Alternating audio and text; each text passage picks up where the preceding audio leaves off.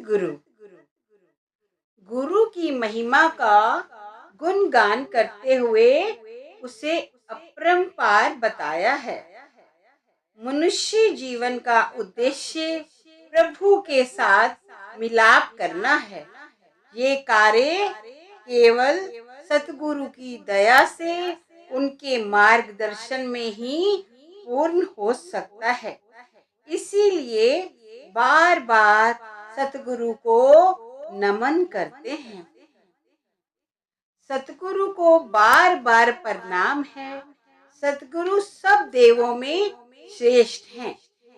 सतगुरु अगम्य हैं। उनका भेद पा सकना असंभव है। सतगुरु अपना आधार आप हैं। उन्हें किसी दूसरे के आधार की आवश्यकता नहीं। वे हर प्रकार की माया में आशा तृष्णा से मुक्त हैं। उनके अंतर में प्रभु समाया हुआ है। सतगुरु त्रिलोकी के स्वामी हैं। ऐसे अंतर्यामी सतगुरु को बार बार नमन है।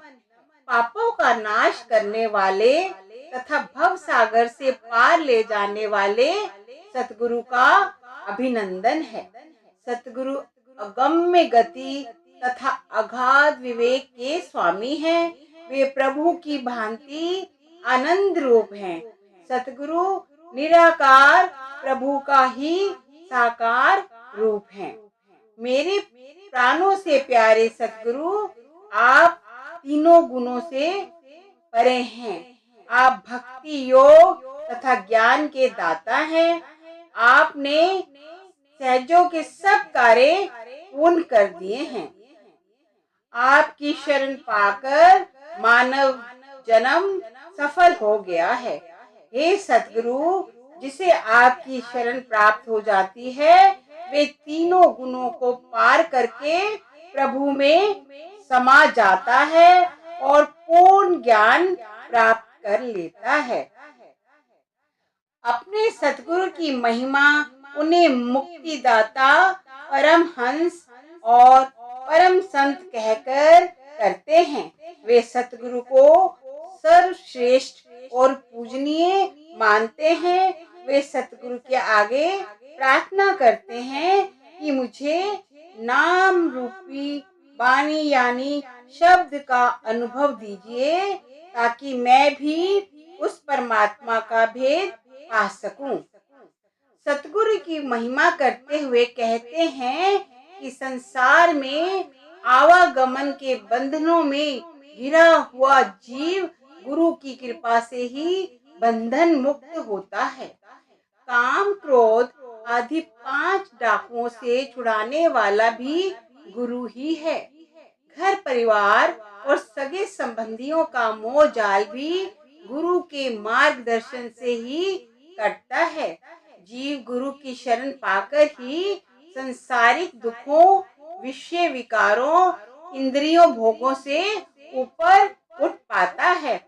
गुरु द्वारा बताई युक्ति के अनुसार जब जीव को अपने निर्मल आत्मिक रूप की पहचान हो जाती है, तभी वे कर्मों और संसारिक भ्रमों से मुक्त हो जाता है। गुरु शिष्य को वे ज्ञान देता है जिसके प्रकाश में शरीर में गुप्त रूप से विद्यमान हरि के प्रत्यक्ष दर्शन हो जाते हैं।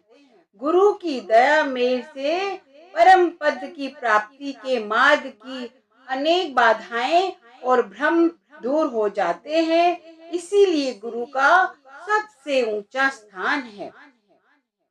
प्रभु से बड़ा कोई कैसे हो सकता है। परमात्मा के बारे में कहा है कि निर्गुण भी वही है, सगुण भी वही है। निराकार और साकार दोनों एक ही शक्ति के रूप हैं। साकार की महिमा और स्तुति वास्तव में निराकार हरि की स्तुति और महिमा है।